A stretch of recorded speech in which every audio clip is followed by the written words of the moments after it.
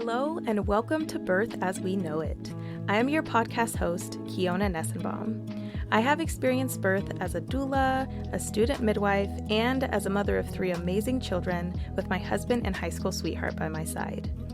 After attending over 130 births, including my own, I've realized that each birth experience is truly unique. So make sure you subscribe and join me every week as we are guided through many different birth experiences through the lens of the storyteller.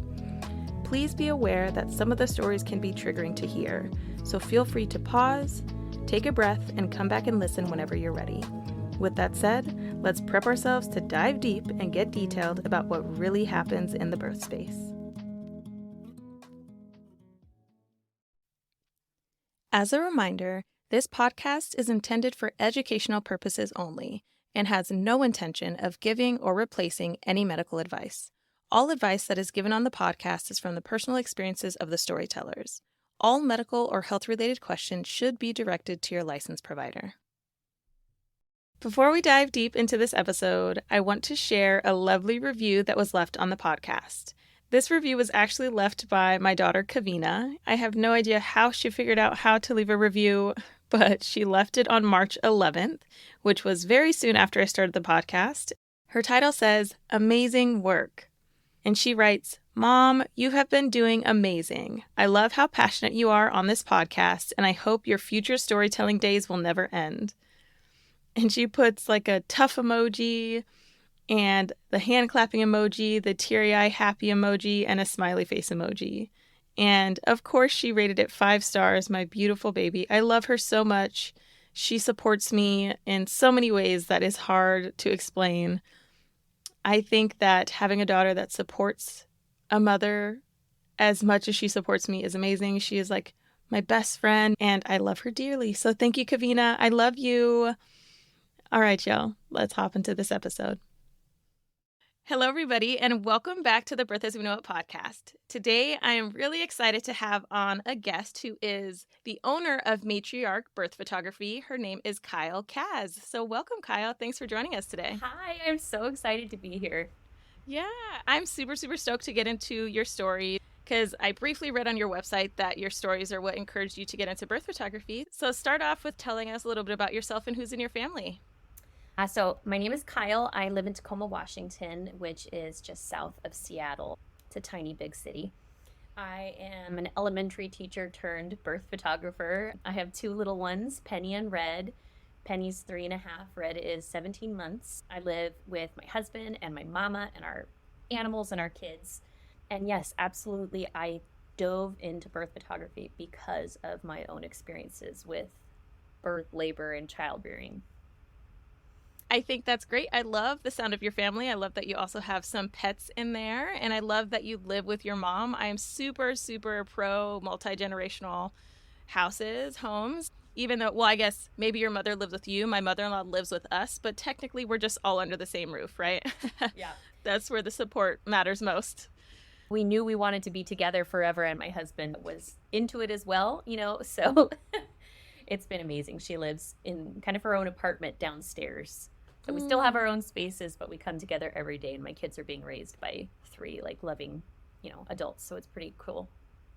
Yeah, I love that so much. And one day I hope for my mother-in-law to have her own space. Right now she just has a bedroom, but eventually we will expand into the mother-in-law suite kind of thing, which is super cool. So before we dive into your pregnancies, let's just start off by asking, what was conception like for you? Were you planning on having a baby, or were they surprises? So I was about 28 when my husband and I decided we were getting close to being ready. And so I decided for that year I was going to go off birth control. I'd been on it since I was about 15 years old. And I really wanted to just let my body normalize and regulate itself and, go off all of that. So I did that for about a year. And I also started just kind of weight training, heavy lifting, just trying to get into the best shape I could. And I did. I spent that year getting in really amazing shape, just very healthy, strong. And then at 29, basically just after my 29th birthday, I downloaded the Flow app and started tracking my cycle. And literally we got pregnant after the first try. I'm sorry, I'm one of those people. I always feel weird saying that, but it was so easy for us to get pregnant. And I kind of was in shock. I had come up with all of these really cute ways to tell my husband that we were pregnant, but literally in that moment, I like raced out of the bathroom and practically threw this test at him. I was like, "Do you see that? What is that? Is that a second line?" You know. And I didn't live with my mom at the time, so I showed up at her door like a good 10 minutes later doing the same thing, just, shoving this pregnancy test in her face, sobbing. So that was a really, really easy process. And my pregnancy was really straightforward as well. I had some nausea. I threw up a couple times, but what was hardest for me, I think, was the fatigue. I really didn't even have the energy to keep working out. And so I kind of stopped working out entirely. Now, I was a primary teacher at this point, and so that's a pretty active job. You're up on your feet, you're walking around the school, and so I still had a lot of movement in my daily life. But I stepped away from the gym. This was also, I don't know if this is just like a pregnant person thing, but I got pregnant, and we were like, we should probably also start you in a new grade level and do a home renovation. Because, those are great ideas. And so we started renovating our 100-year-old Craftsman, and like literally down to the studs, every single room in our house. So we ended up moving in with my mom, and in her 1,000-square-foot house, just hunkering down with our animals. Gosh bless her, she is incredible. So we lived there for the first several months of my pregnancy. Anyway, all this is to say I was kind of on that traditional, I'm going to call it the traditional track of, I had an OB. I didn't really know much about birth, honestly, at this point. I knew what my mom had told me about her own birth, which was really interesting. She kind of was told that her pelvis was too narrow to birth me, and so she had a cesarean, so that was kind of in my head. And then I remember having this sit down with my girlfriend, Drew. We were having coffee, and Drew had these just amazingly dreamy home births with this team of midwives, and she actually showed me, she had a birth video of her birth, so she showed me it, and I just remember going like, I didn't know this was an option. It just sat with me. I left there feeling like, I don't know, I just felt all this courage, and my mindset completely shifted after that. And at 16 weeks, I transferred care from the OB to my amazing midwives, her midwives, my midwives, our midwives, Dawn and Emily. And all I can say is that after the first visit of going into their office, it was like coming home. I just felt like I was home. And sorry, I get a little emotional because I just love them so much. The nurturing and maternal energy in that office, it never just felt like an appointment. It felt like therapy and like sitting on a friend's couch, which is so vastly different to what my care had been leading up to that. Right.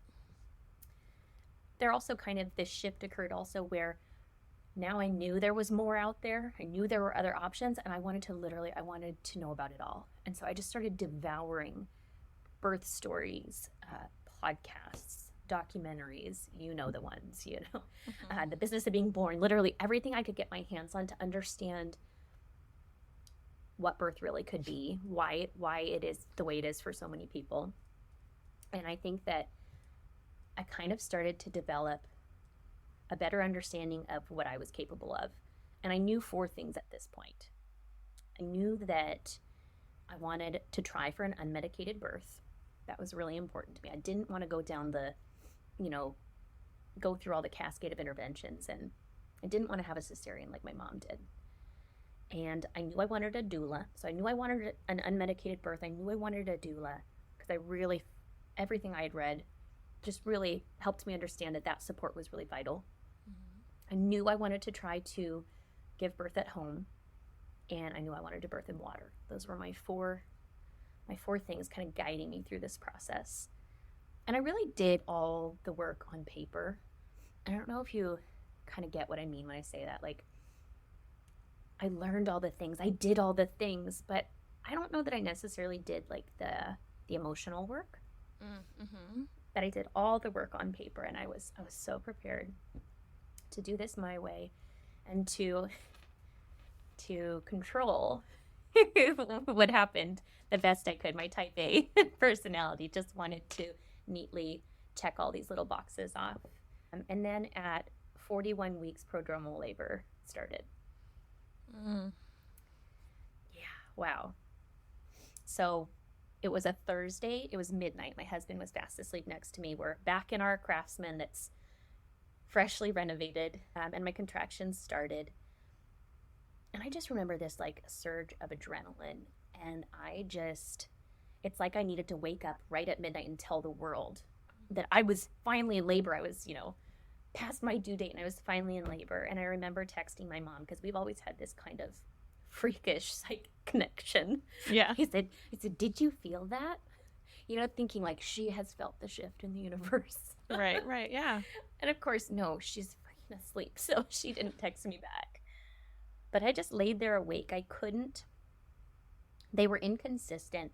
They weren't that powerful, but I just could not go back to sleep because my wheels had just started turning, and I let my husband sleep. And then as the morning came, I remember trying to do things to kind of encourage them to get more consistent. So I remember using like clary sage and doing the miles circuit, just getting tons of movement, like walking around our neighborhood, still running on no sleep. What I should have probably done at this point was rest, but I didn't. And then I remember losing my mucus plug and going, okay, things are happening.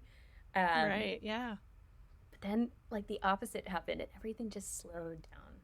Like everything just kind of stopped. I would have a contraction like once every 10 minutes. They'd be in my back. They were really uncomfortable, but they didn't feel productive.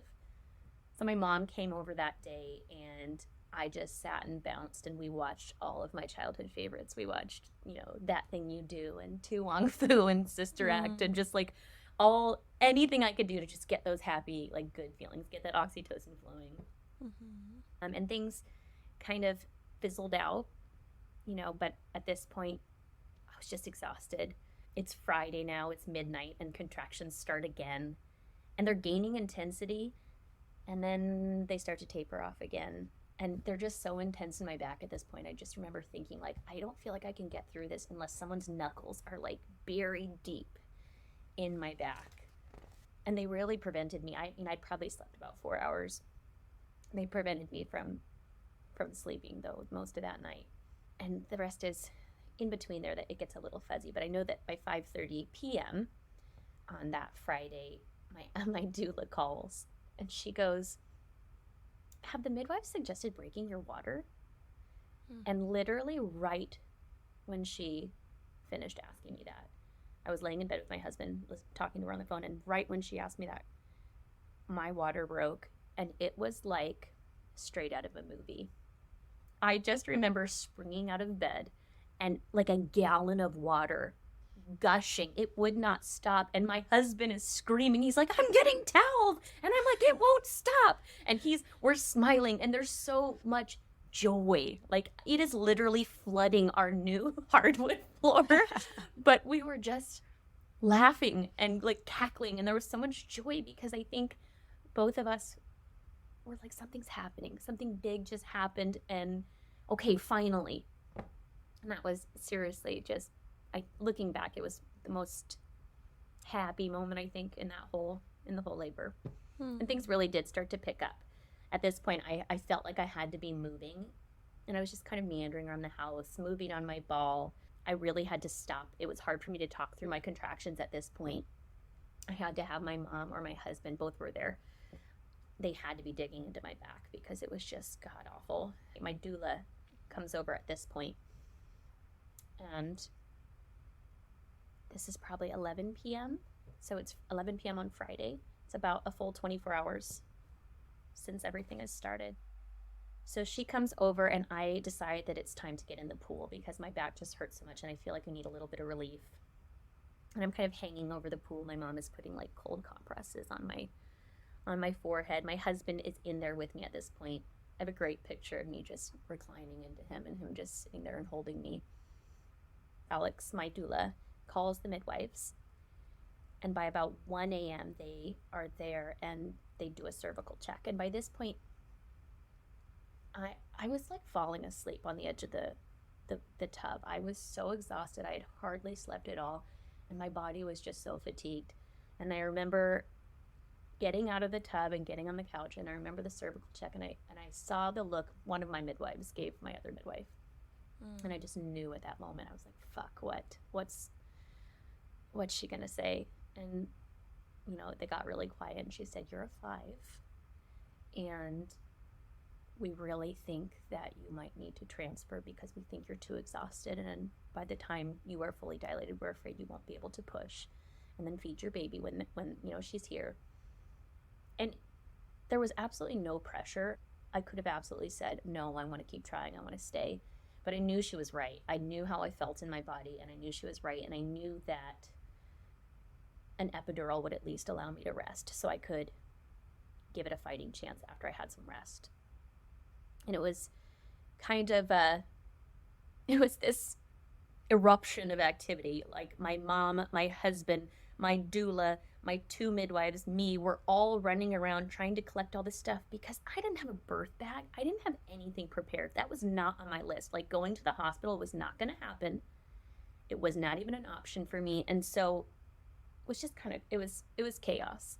We all crowded into our separate cars. I remember my husband, this is probably it's 1 a.m. My husband driving so fast. He ran a red light on accident on the way to the hospital. There was no one else on the road, thankfully.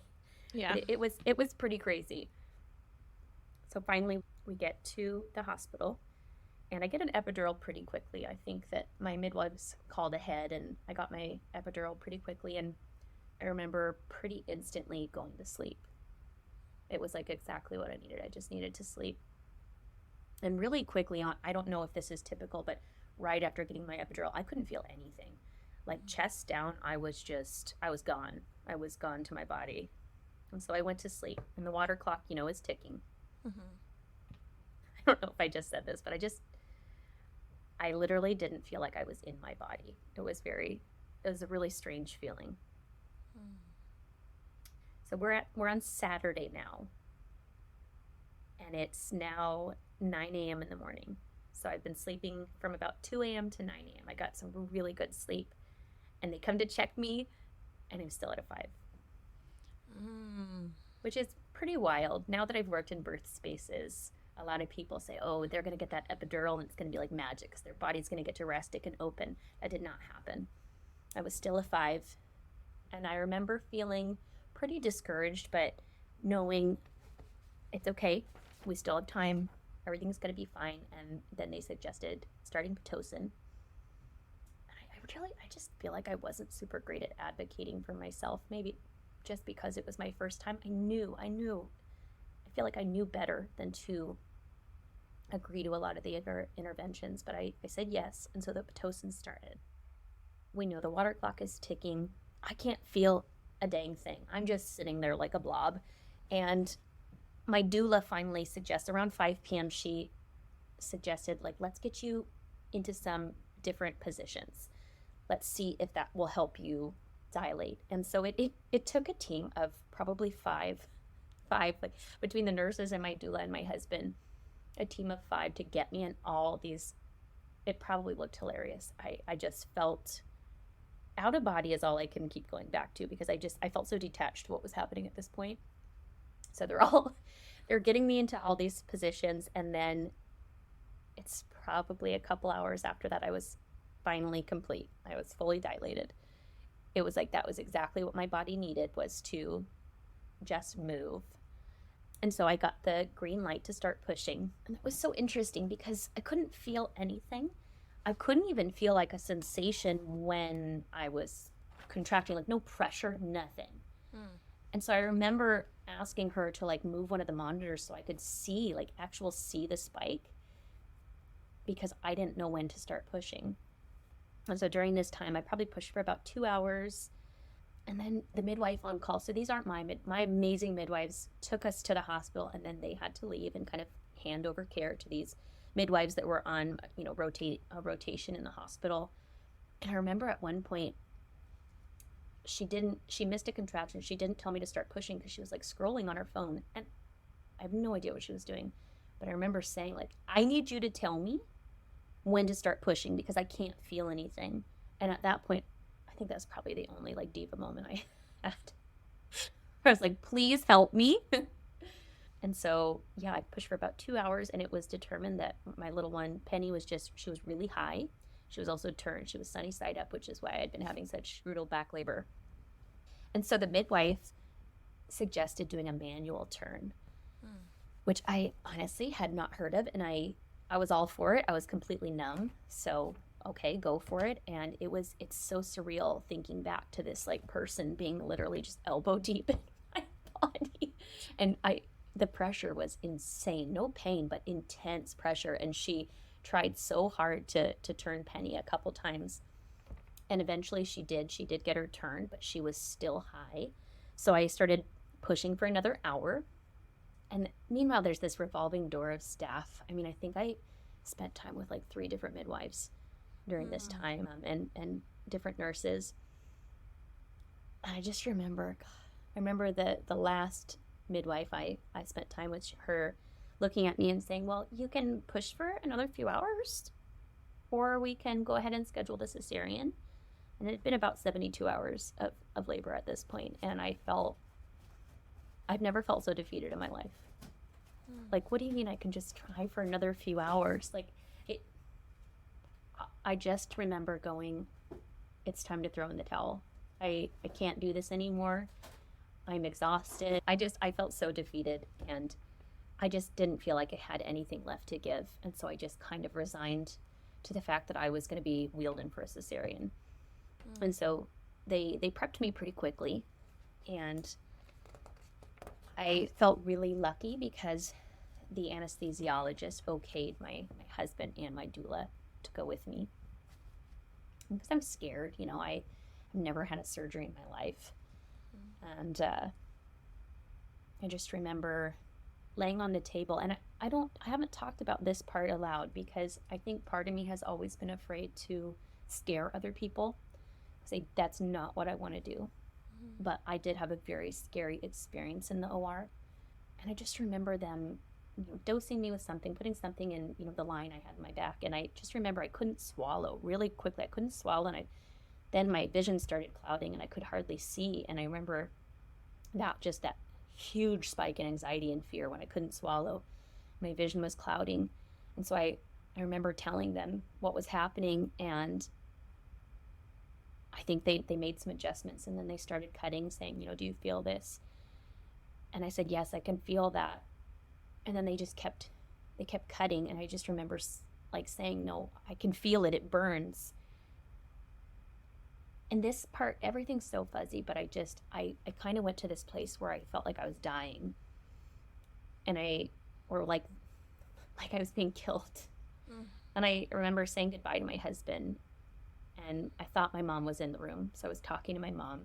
She wasn't in the room. And I was saying goodbye to my husband completely, telling him to take care of Penny and telling him to say goodbye to my mom.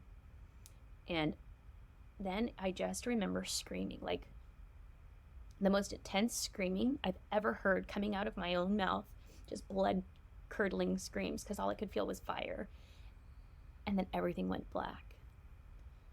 And I remember waking up in a room and then placing my daughter on my chest and kind of fading in and out. And I just remember holding her. I couldn't see her very well. And I just remember talking to my husband after the fact. We spent so much time processing this, but I remember telling him my perspective. And the wildest thing, he said, I never made a sound in that operating room. And I don't know what to make of that. It makes you question, like, was the pain real? What, like, bizarre. Really, really scary, though. Yeah. But Penny Kaz was born on March 8th at 1:05 in the morning after 72 hours of labor. She was perfectly healthy, 7.7 ounces. Yeah, it was a really traumatic overall first birth, though. Yes. Wow. Gonna give that a moment to sit really quick. Yeah. Because that's heavy. There's so much there. I have some notes from your story, and I'm just like thinking back, and I was like, okay, gotta remember this. I just want to say this is an evolution, and I am amazed to see that you keep these details with you, because you have the whole evolution of your story. Now, the first thing I want to say is to go all the way back to the beginning when you apologized about conceiving quickly, because you're like, I'm sorry, like, I feel weird saying this. Please don't be sorry. Sometimes saying sorry is just like a subconscious thing or something that comes so natural to us. I just want to validate that it is okay that you conceived quickly. I know, especially maybe as a birth photographer now, you're aware that it takes some people some time to conceive. Yeah. And I don't know how the conception process went with Red, but we'll get to that in a minute. So I just wanted to validate and say, thanks. Yeah, don't worry about that. No need to be sorry. And I'm also really happy to hear that you and your husband and your doula had this moment of happiness when your water did break, and how crazy that it happened right when she said it, right? It was beautiful. Yeah, which probably just added to the euphoria in that moment, Absolutely. Like, oh my God, this is happening right now, which I think is really, really cool. And moving on to when your midwives were there and then they checked you and you observed their face and realized that there was a shift that was about to happen in your plan or your preferences from your birth. And then you described it as chaos, at that moment of everything changing, everybody doing something, everybody putting things together to make a bag so that you can actually go to the hospital, which wasn't planned.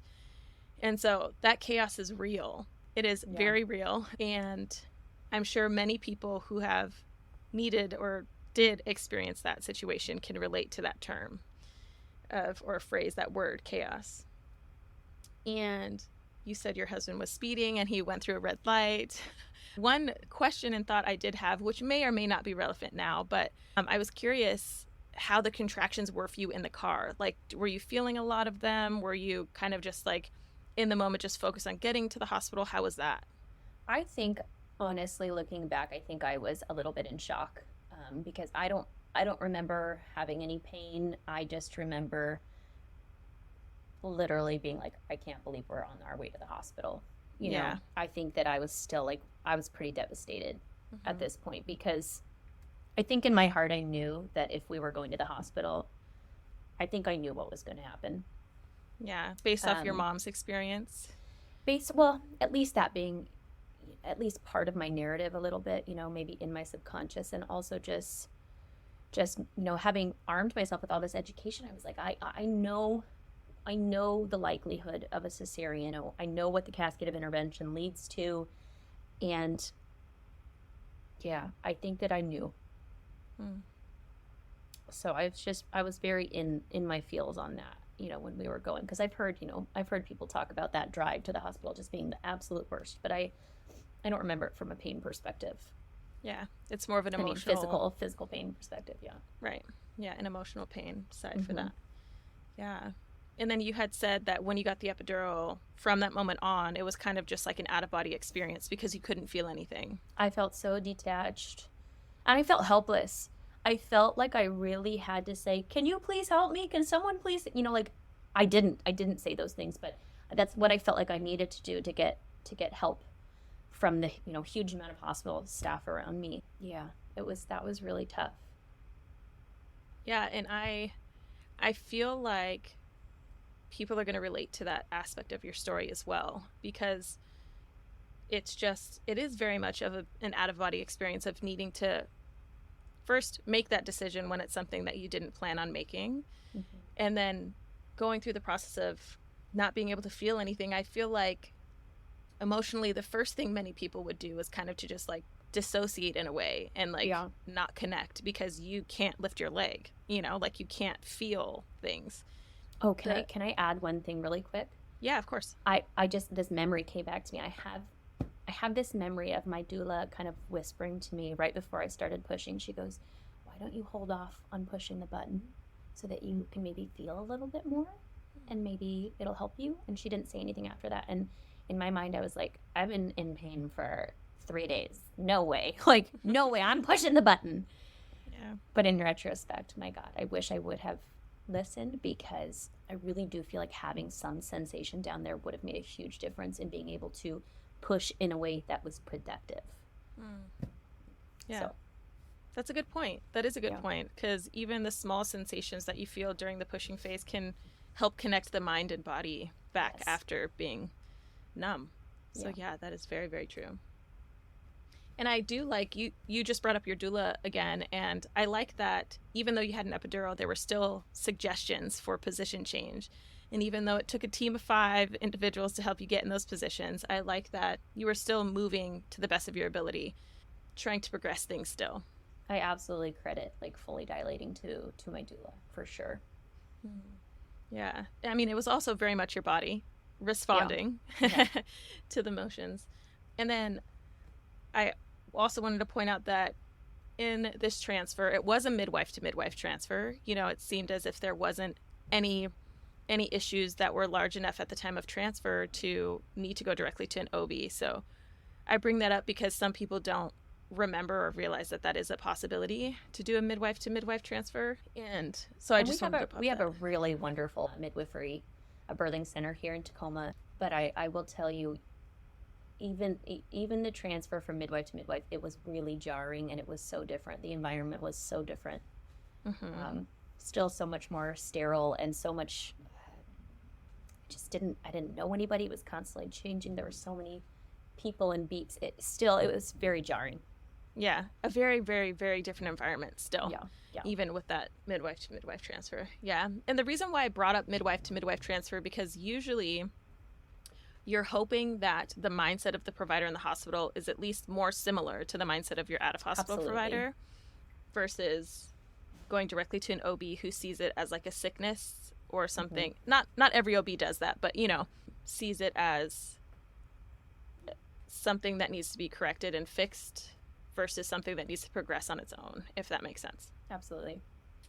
And of course, the most jaw-dropping part of this was your experience while you were in the OR and how you said you were feeling all of these things. And I also, again, want to validate that even though your husband said you did not make a sound, everything that you felt was totally real.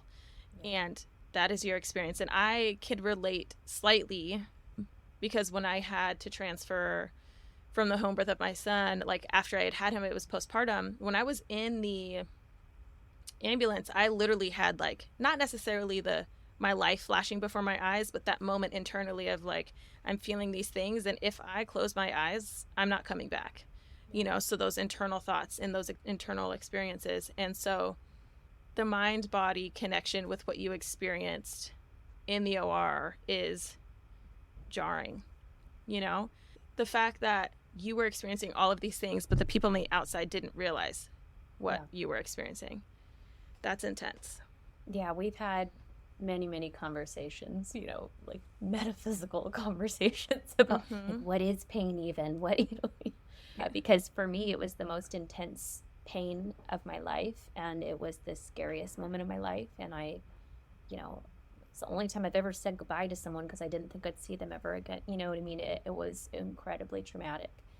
Thankfully, I have a really, really wonderful second birth that was healing. That really helped me. Let's go ahead and dive into that because I am excited to just hear about how different births truly can be. So let's go ahead and dive into that and then see how it was for you emotionally. Let's go ahead and start with the conception of Red. So Red, we used the Flow app again because we had been so successful with it prior, and we got pregnant after the first try. I won't say the word.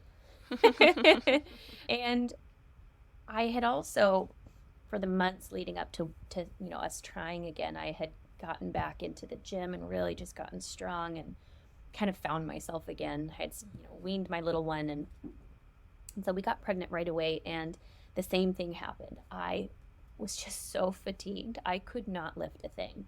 And I feel like it was compounded this time around because I was chasing after a toddler, a very, very wild child. So my pregnancy was really straightforward. I was teaching first grade at this point at the same elementary school with my husband, so that was really fun. And we had just moved into, as I became pregnant, we moved into our new home that we live in now, and my mom moved in. She moved out of my childhood home and in with us. So another big move in a pregnancy. I hired my midwives, my beloved midwives back, and my doula. I just knew I couldn't do it without my team. They were so, even though I didn't get to deliver with my midwives, I knew, and I didn't know if I was going to try for a VBAC. I didn't know what I was going to do, but I knew that I wanted all of my care to be with them because I felt the most cared for, with them. And the only thing I really knew at this point, because there was so much up in the air, was that I needed to do the mental and emotional work this time around. I needed to heal trauma. And I stayed undecided on the VBAC, the home birth, or a scheduled cesarean for like at least half of my pregnancy. And every week my midwives would say, "Have you decided?" And I'd say, "No, not yet." But I truly made peace with any outcome. And I don't know that I have an answer for that, for how I did that. But I think it started with just having that dialogue with myself, saying, like, hearing myself speak about it to others and saying, if I end up having a scheduled cesarean, that'll be okay. Maybe I'll have a VBAC or maybe I won't. Maybe we'll transfer. And it just kind of speaking the outcomes into existence so that I could really wrap my head around it. And I think that I was afraid to have a scheduled cesarean, I've heard they can be so wonderful and healing in their own way, but I was really afraid. Of what happened, of feeling again. I was so afraid of that. But I really had to just let that fear go. And I wish I could say, and this is how I did it. Right. But that was a huge part. So I want to say it was probably around 30 weeks that I told my midwives, I'm going to try for a VBAC. And I want to do it at home. And so I ended up having to, they had to check out my uterus, had to do some extra ultrasounds, and I was cleared for that. I didn't want to do a water birth this time. This sounds so silly, but it was expensive and cumbersome. And all I could think of is, what if it's just sitting there again all that time, then I transfer, and then we have the, you know what I mean? I just didn't want to have any bells and whistles. So I just went, I've got a shower, I've got a bath, I'll figure it out. So anyway, fast forward to 3 days past my due date. It's a Saturday, and it's about noon when my contractions started, and they're inconsistent. By 7 p.m., they're getting more intense, but they're still erratic.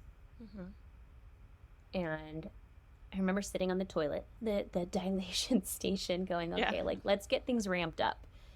And I think this was a really pivotal shift that occurred for me, because I remember in my first labor, when a contraction would really hurt, kind of running from the pain and going, oh, I need to get in a different position that doesn't hurt so much, And this time around, I was like, pain is purposeful.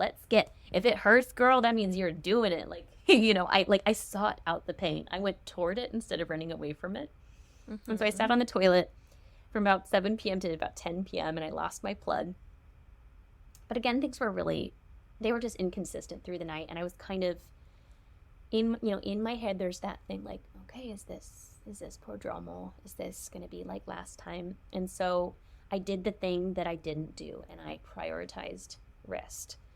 I just laid in bed and slept, and even just hunkered down, closed my eyes, even if I wasn't sleeping for as often as I could that day. So that was noon Saturday that it started. Sunday, my husband and I woke up and we kind of went on a little relaxing walk around the neighborhood. I still wanted to prioritize rest, so I did the mile circuit because, so much of the mile circuit you're laying down. And so my contractions were actually really consistent when I was side lying. But they would kind of stop altogether when I was upright. And so that was kind of in the back of my head too, okay, well, maybe you need to spend more time lying down. But I'm also trying to take care of my toddler, and we're moving around and snacking and hydrating, and I'm bouncing on my ball, and we're side lying with the peanut ball. That was a favorite of mine this time around. And by about 3:30 p.m., I just remember feeling so nauseous and getting such a huge headache. And it was like my body telling me, go rest. You have a team of people to take care of your child, rest. And so I got in the bath. And I remember not wanting to take a bath because I had heard that the bath, the hot water can actually stall your labor. And in my head, it was maybe that happened. last time, I got in the bath before I was in active labor and things stalled. And so anyway, I decided, no, like, you're just going to take a bath because it feels good. It might not help things get consistent, but you need this for yourself. You need this for pain management and for some rest. So I'm in the bath. I call my doula to check in. And I would say like an hour and a half went by, and my contractions just started getting really strong, and they were getting difficult to manage. And so I had my husband call my team, and I'm still doubting at this point that I'm in active labor, but obviously, like, the fact that I had him call should have been my tip off. And meanwhile, I just remember my little one, she's 2 at this point, and she just would, point to me when I was having a contraction and say, "Baby." And so finally we send her off downstairs with grandma. I didn't realize that my mom had been sitting in the stairwell just like listening to me labor, listening for signs of baby for like hours. Oh. She's trying not to, I told her I also just wanted to keep my space, just really simple. I didn't want a huge team again. So she kind of stayed out of my space. But by about 6 p.m., my team arrives. And at this point, I'm in my bed throwing up in our popcorn bowl. And I'm like growl moaning. Yeah. And I'm completely naked as I came. And I'm a super modest person. So again, tip off. All of this should have tipped me off. I'm telling my husband, like, I can't do this anymore. Clearly, I'm in transition, right? But I still, in my head, was like, they're going to tell you you're a 5 and that you have to transfer because you're exhausted. That, like, I had done so much emotional work, but there was still that little kernel of fear.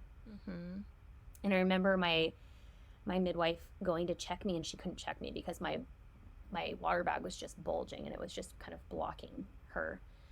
And so they decide that what I could really use is just like a moment alone with my husband. And so they turn our lights off, and Matt and I just rest in the bed, and we're just laying together. And he's probably, I don't know, half asleep at this point. And this overwhelming urge to push struck. And before I even knew what was happening, like, something was pushing out of my body onto my bed. And I was like, "Baby, baby, baby." And my team rushes in because all they hear from the living room is "baby, baby, baby." And out comes a fully intact bag of water. Nice.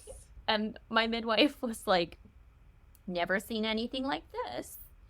And, she sees my fully intact bag of water. She's like laying on the bed. She wants to immediately get, check heart tones and make sure Red's okay, because she's heard about this happening, but she's never had the experience. And Red's fine. He was tolerating everything, and I was a 10. So this is probably, I want to say 30 hours of labor, and I'm a 10, which, in my mind is just a cakewalk in comparison. So I start pushing. I push for about an hour, and I'm in my bedroom pushing in every position you can imagine. I do all the things. And then my midwife says, "I think you have a cervical lip." And this was, I think, one of the hardest moments in my labor, because I had to go sit on the toilet and not push. And I had never felt, pushing, what it felt like to be pushy. And my body so badly wanted to push. And I had to do like the little short breaths in just to keep it from doing that. It's like it just wanted to do it. And so I was only there for about 20 minutes, but it was excruciating to once you can have so much pain in labor, but once you get to push and all that pressure, like you're directing the pressure, I don't know how to describe it. It just felt amazing to push. And so being told I couldn't push for a while really sucked.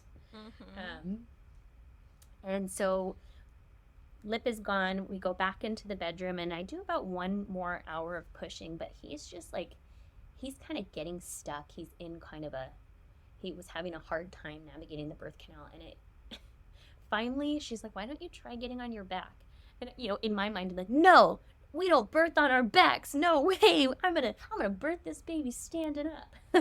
So finally, I just go, "Okay, I'm gonna try it." And it was exactly what he needed. I was able to like pull my legs really far back, and he was able to just like get around and out. And I remember, my team, they were just absolute cheerleaders saying like, "That's the way." In my head, I'm like, "Yeah, it is."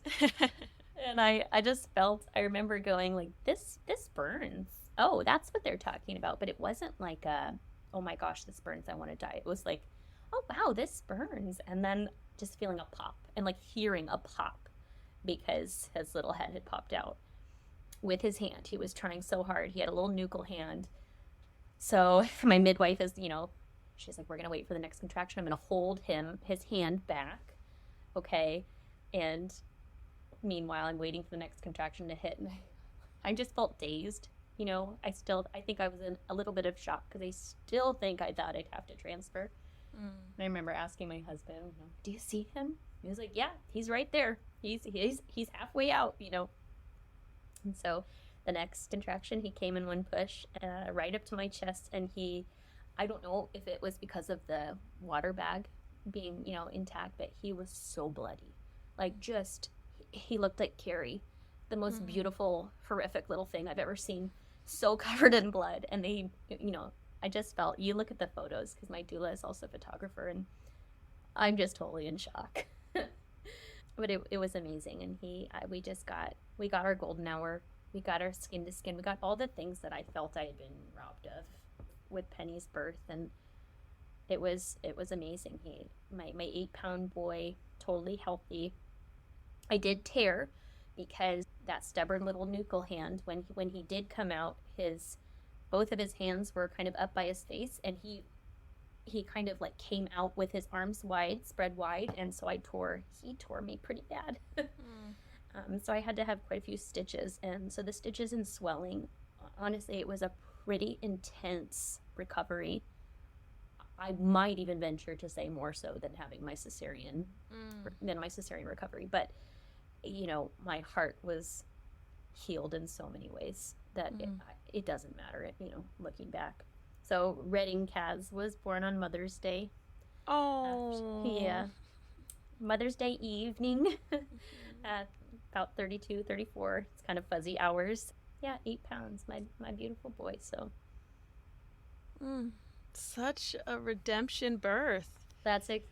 Still talking about it, that's exactly how I feel. Yeah. Oh my gosh, that's beautiful. And I think that the fact that you took the time you needed in your pregnancy to make a decision on what you wanted, you didn't feel rushed well, I don't know if you felt rushed, but from what you told me, from what you tell me, you didn't seem to feel rushed about making a decision because your midwives were checking in with you throughout. And then when you finally made the decision, everybody was on board, and you probably had backup plans, like for a potential transfer and what that would look like. I certainly had a hospital bag packed. Yeah. If you were wondering. Yeah. And so I love that. And I also really love to hear that you were just in your space, listening to your body, doing your own thing, and with your team of your husband and your daughter Penny with you for the beginning, and then Penny went on and your mom gave you your space, and then that moment of just you and your husband, and then you're like, all this oxytocin made it to where your bag of water came out. And so at that point, did your bag of waters break after that, or was he in call when he was born? He was not in call, so I'm not exactly sure what happened after that, actually. I just remember seeing, like, they showed me the water bag. That's really strange looking. Yeah. But no, I don't think he well, I know he didn't. I've seen crowning photos, and he did not come out and call. Yeah. Maybe when you sat on the toilet it popped, or when you got up and moved it popped or something. Yeah. Yeah. I just felt like I really went inward. I didn't even text people that I was in labor. You know what I mean? The first, remember that adrenaline rush, my first labor, and just needing to tell the world. I needed to tell my best friend and my mom and my dad and everyone, and I really just went inward, and it was like, we're just gonna hunker down and take this slow and prioritize rest and not get ahead of ourselves, because this could be prodromal. It could be 3 days, and I'm gonna be ready. This is a marathon, and I need to be ready to cross that finish line. Yeah, and I think you making the decision to prioritize rest the second time around was a very good decision to make. Because it kind of helps you prepare for whatever the outcome was, and I think that's great.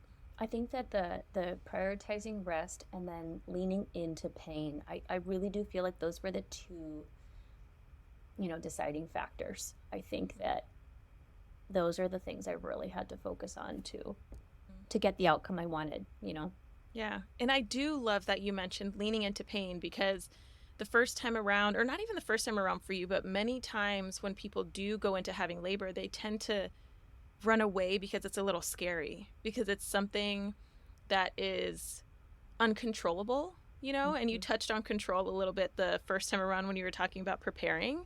Yeah. People wanting to have that control. Oh, and labor and birth, as much as we try to, whether we're providers or individuals, there's no controlling labor. Like, labor is running the show. And I like that you leaned into it the second time around. It's not our nature, right? Fight or flight is what's in our biology. And so it's not natural to lean into pain. But knowing that, you can absolutely do it if you prepare yourself for that, Yeah, 100%. And it's just about preparation. And I feel like because of your two experiences being so drastically different from one another, it really prepped you your second time around to focus on what you didn't want.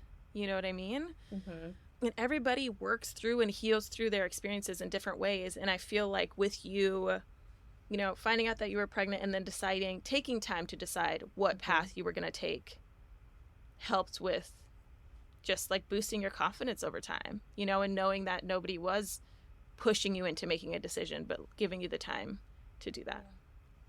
Yeah, it also just felt like, I knew I was safe. I knew I had my team. My baby was cared for downstairs. Everything just aligned perfectly, and I just felt so ready to do the thing. And the control is a big thing. I think when I think about, the word that I have for labor, like the one takeaway for me, it is surrendered. And I mean, I've heard it a million times. It sounds a little cheesy when I say it, but it's true. You cannot control it. You have to move with the punches. You can prepare yourself in so many ways, and you should prepare yourself and arm yourself with education, with knowledge. But at the end of the day, Kaz-Cesarean-VBAC-2. Yeah, and I love that. And I think the word surrender to describe labor and birth and even pregnancy is so real. And even though, some people, like you just said, that it sounds a little cheesy, but really it's a reality. It is a strong reality that, like, that's what you kind of have to do. And some people would say, like, let it go or letting go, but surrender fully encompasses it all. I mean, it can probably be said of parenthood too, or Oh, toddlerhood. 100%. 100%. Yeah. That is so true. One question I did have is, you were talking about the care that you received, and once you did make the decision to actually try for a VBAC at home, and you said you had to do extra ultrasounds to review that you got the okay. Usually with VBACs, there's a certain amount of time between pregnancies that they would suggest. So how far apart were your pregnancies? They're 26 months apart. Okay. My kids are 26 months apart. So I think that the doctor had said that they wanted them at least 2 years. I know for some it's more. Yeah. But, when they checked my uterus, it was strong and everything was good. So. Nice. Yeah, I think that's awesome. When did you said you had a doula for both? Did your doula join you at home the second time around the same time your midwives did? Yes, they all got there right around the same time. And honestly, my husband was so hands-on. Meaning, when I say hands-on, I mean he was by my side the entire time when I kind of transitioned, or at least started into active labor. That, I think she was mostly taking photos, but she would offer me drinks. She would help coach my breathing and stuff. But Matt was really there for so much of the support. I think that he probably was working through a little trauma too. He saw me in a lot of pain during Penny's labor, and he saw his partner say goodbye and think she was dying, and all the things. And so I think that it was also a really healing experience for him to be able to be there for me. Yeah. Goodness, yeah. Partners' perspectives are so important as well, and I feel like partner perspectives aren't heard as much as they should be. So I think that it would be interesting to, chat with partners to see how that is for them. That would be an awesome episode. Yeah, it would be. Let's plant him in there and say, hey, let's join the podcast. Yeah. So I guess I have just a few final closing questions, but I feel like I can talk about this forever, which is really, really hard, because when it comes to episodes like this, I'm like, I just want to ask you so many questions and like all of this stuff. So one question I will ask that's not part of the closing four is, at what point after your pregnancies and your births did you decide that you wanted to become a birth photographer? So when I was pregnant with my second son, I actually started my doula certification training because I had fallen so in love with the world of birth. I think it also really helped me heal some things in doing doula training and kind of meeting this community of doulas. I didn't end up attending any births as a doula, so I didn't move forward with that because I think that I was super fatigued being pregnant. I had my toddler, but I met a very close friend of mine, Tiara, who is part of my Wildflower Birth Photographers photography team.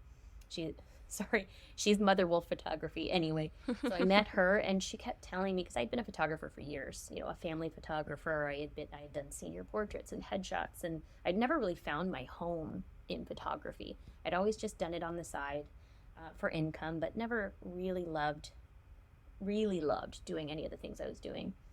And Tiara kept telling me, you really need to, you have such good mama energy, you need to come and do this with me. And I said, okay, well, no one's going to hire me. I've never done anything. I need to have the birth experience. And so she actually let me attend a birth with her.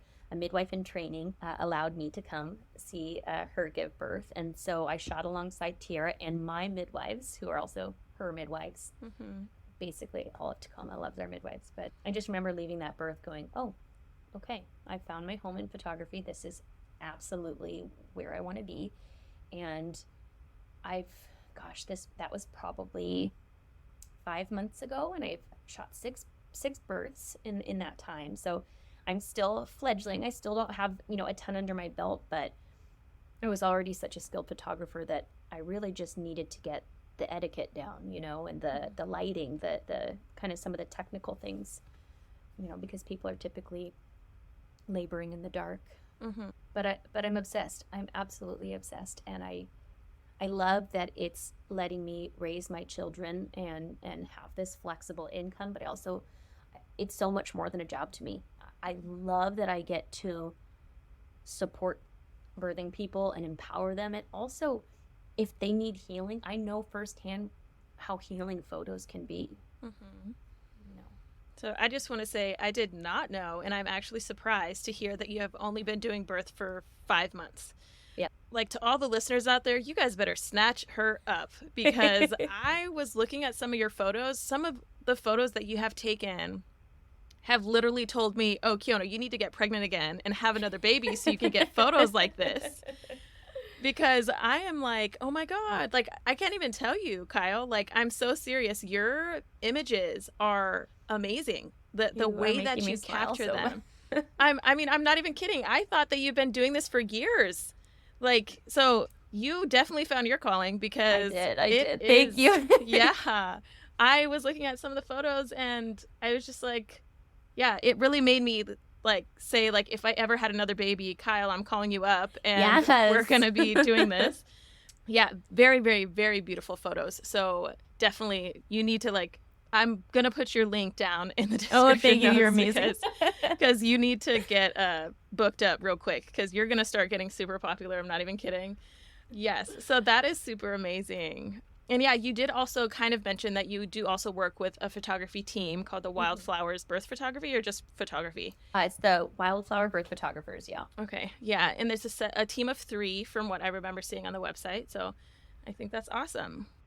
Yeah, we're all 3 mamas, and we really need reliable backup, and we need some support. And so we just kind of band together, and we're all just really passionate about this work. And, it's still very surreal that someone like wants to invite me into their birth space. Mm-hmm. Every time I'm going to a birth, and 4 out of the 6 have been with my own midwives, which feels like even more of a gift. I get to be around these incredible women who are just doing really, really important work. Mm-hmm. So, yeah. Oh, I love it. I love it so much. Okay. The final closing questions that I want to ask you. What is one piece of advice you would give to all pregnant people as they prepare for labor, birth, and postpartum? So I'm not affiliated with them, but the podcast plug I will literally like scream from the rooftops is I don't care if you've had a cesarean or not, if you're a first time parent or not, the VBAC link helped me so much. I've probably listened to every single episode multiple times. I just feel like you can learn so much from people who have had things go a little sideways. Mm-hmm. And that's not the case, obviously, with every cesarean. They're not all equal. They're not all for the same reasons. But I really feel like there were just so many important nuggets from those people's stories. So arm yourself with as much education as you can by listening to other people's stories. On your podcast, listening to every birth story you can get your hands on. Mm-hmm. Yeah, I 100% agree. And I'm not saying that just because I'm a podcast host. Like, I'm saying that because stories literally give you so much education. And it's one of the main reasons why I started this podcast, is because you learn so much through people telling their stories. Yeah. And every single birth, even from the individual as living examples, myself and you, each birth and pregnancy is different. Mm-hmm. And so you can't expect the same thing just because you're pregnant again. You know what I mean? Yeah. So yeah, I agree with that. So that's a great piece of advice, is just getting out there and getting education. I will definitely direct people to the VBAC Link podcast. Another question is, I guess you kind of just gave it. It was one piece of what resource would you do? Or yeah, absolutely. And I think any podcast that has birth stories, get your hands on that. But I also think that your team is the biggest deciding factor for, a positive outcome in your birth story. Like, the people that you decide to bring into your space, mm-hmm. that matters. Mm-hmm. Not everyone needs a doula or a birth photographer, but if you do want to be supported and you do want the best team possible, like that's really important. Mm-hmm. Yeah, I agree 100%. And we already did touch on this a little bit, but I'd love to bring it back around, is if you could describe your birth with one word. You had said surrender. Mm-hmm. Absolutely. Yeah. Yeah. I agree. It's such a great word. And I realize now that we actually didn't talk about your postpartum times with your babes. Mm. How did you decide to feed your babes? Did you do breastfeed, formula feeding? I'm actually weaning my 17-month-old right now. I don't know if you've seen me. I keep clutching my boobs because I'm engorged. Got my haka sitting next to me. I breastfed both my babes for 17 months each, actually. That was not planned. It just ended up that way. My daughter and I, we had a really rough start. Cesarean, I feel like cesarean babies, they can have a more challenging time with feeding, with dropping weight, with all sorts of things. We had a hospital staff kind of getting in the way of our mojo. Yeah, that's to put it gently, I guess. But we found our footing, and it was such a gift to have such an amazing bonding experience with her, and she weaned really easily. My son is absolutely obsessed with me. He would just be latched around the clock. He doesn't even need me at this point, I feel like, but he just wants me all the time. So he's actually not here with me because we needed a little bit of separation to help things along. Yeah, postpartum with Penny though, I think I kind of stuffed a lot of my feelings way down, and Penny and I had a great first year. I stayed home from work with her. I got a ton of time with her and with my spouse, who got his parental leave. It was great. I felt like such a good parent. She was always strapped on my back. I wore her everywhere. We did everything together. And then when I had my son, it was a really, really, really hard transition going from 1 to 2. Her and I were very, very connected, and it was a really, really hard. It was a real struggle for her to accept having to share me and accept having a little brother. And when he was about 4 months old, she broke her leg and had to be casted up to the groin. And it was atrocious. I don't wish it upon anyone. And she couldn't move. She was immobile, and she was mad. She was mad at me for having a baby. She was mad that she couldn't, move and do all the things she wanted to do. And I really struggled a lot with I say postpartum depression as like the umbrella, but really specifically, I struggled with postpartum rage pretty badly. And I think I did, honestly, till my son was almost about 9 months old. I still have moments where, you know, it kind of peaks up when I'm not making sure my bucket is full, you know. But I've done a lot of things to kind of work through that. That's so real. I can 100% say that you are not the only person that has gone through that experience of having that transition, especially from 1 to 2, with the first babe being like, what the heck is this thing? You know, like, no, you're taking mom from me? What? Like, I don't like you at all. Get away. And then for her to break her leg and have such a hard time on top of that. She was going through her own little version of postpartum rage and not being able to regulate those emotions. And so that is so real. And I also want to say, just to, one, again, validate your experience, but two, to validate my own, is the fact that postpartum is forever. Okay, you are always postpartum. I feel like people are always trying to put this limit on when postpartum is. Right. Like, oh, the first 7 weeks or the first year or the first 7 years even. Like, postpartum is forever. You are never biologically the same. And you are continuing to work through whatever it is that parenting has brought upon you or upon us in these aspects. So postpartum rage is for real. That's a really good reminder because, you know, he's 17 months old in a week and like, I'm still struggling with these emotions. Sometimes what is going on with me? It's a really good thing to voice and remember. It really is. And then also, you know, just to put this out there, as a birth photographer, you go into other people's spaces where their hormones and emotions are vulnerable. And whether we believe it or not, you're stepping in and you're absorbing some of that energy too. And, you know, bringing that home with you. And also, you know, my husband used to tell me when I was a really strongly active birth doula that you give the best to your clients and then you come home and you're just mean. And I was like, ugh, that's hard to hear. Yeah, that's because when you're in the other space, you're just like, oh yeah, like you really are giving all of your positive energy away. When you're running off, your endorphins are just wild in that space, right? Right. I always feel like I'm riding a cloud, like when I leave a birth. Yeah. But, you know, for me, it has all really come down to being overstimulated in motherhood. I never anticipated this. I was a kindergarten teacher for like 5 years. Like, never got overstimulated in a classroom of, you know, 35-year-olds. But, you know, the constant being touched and talked to and the noises and everything. I honestly, I wear headphones like this a lot because it just dampens the sound a little bit for me, and I'm able to be the more kind and patient mama, you know? Yeah. And I mean, not to put a plug or anything, I am not affiliated with this company whatsoever, but I have been going through the same kind of thing with that overstimulation. There's always dogs barking. There's always a loud TV. There's always kids screaming at each other. There's always someone needing me in some kind of way. I recently, literally last week, purchased these earplugs called Loop.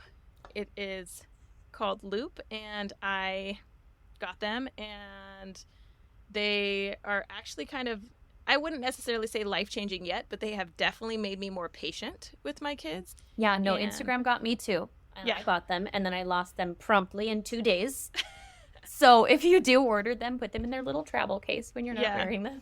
Which is still pretty tiny. There should be some way for it to not be so tiny, but honestly, my 17-month-old, he just picks everything up and puts it like through the cat doors, and so I'll probably find them one day. He's just put them somewhere. Yeah, but they're pretty cool. They did help me and continue to help me. I think theirs are going to be like my pocket warmers, basically, just sitting in my pocket. So that's smart. Yeah. Anyways, outside of that real side rail there, I just wanted to say I really, really, really, truly do appreciate you sharing your stories with me. And I think that you are a badass parent and a badass photographer. Like I said, I promise you, I'm not even trying to just like hype you up. You are really good at what you do. You are amazing. Thank you. You really are. I want to thank you for letting me be on here. Honestly, writing out my notes to share with you and then actually sharing with you has felt like a whole nother level of healing for me too, and that's really important because I feel like, you know, it's kind of continuing work that we have to do to work through trauma and things like that. So thank you for that opportunity. Yeah, absolutely. And I want you to know that when people come in and listen to your story, there's going to be healing process in them just hearing your story, especially if they have a similar experience. To be able to relate to others is also very healing. So thank you for being vulnerable with me today, and I appreciate it. Yeah, thank you. Bye, guys. Bye.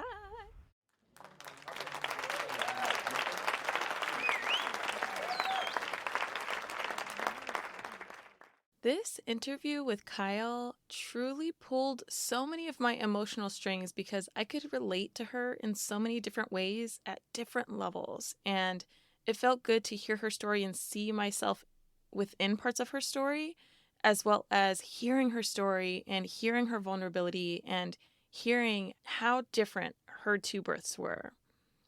I was also truly surprised when she had said that her husband had told her that she didn't make a sound in the OR. And for her to have such a real, emotional, and physically trying experience in the OR, for it to not be seen on the outside, is so incredibly jarring to me.